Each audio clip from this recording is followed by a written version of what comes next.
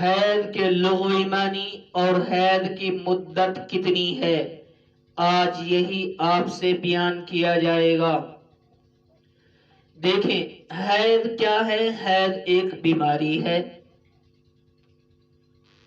رب العالمین نے فرمایا یسألونک عن المحیض، آپ سے سوال کرتے ہیں لوگ حیض کے بارے میں۔ قل فرما دیجئے ہوا اذن، وہ ایک تکلیف ہے۔ فاعتزلوا النساء فی المحیض، حیض کے دن اپنی عورتوں سے الگ رہو۔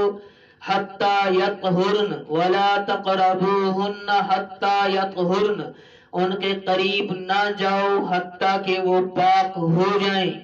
اب حیض کے لغوی معنی ہے الدم الخارج، نکلنے والا خون، یعنی وہ خون جو بیماری اور چھوٹی عمر سے پاک عورت کے رحم سے نکلتا ہے وہ حیض کہلاتا ہے۔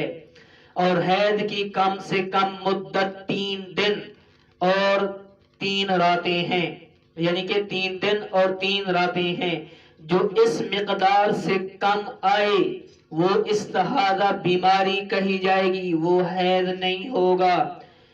اسی لیے نبی کریم صلی اللہ علیہ وسلم کا ارشاد پاک ہے کہ باقرہ اور صوبہ عورت کی حیض کی ادنا مدت 3 دن اور 3 راتیں ہیں، یعنی کہ حیض کی زیادہ سے زیادہ مدت کتنی ہے، وہ ہے 10 دن۔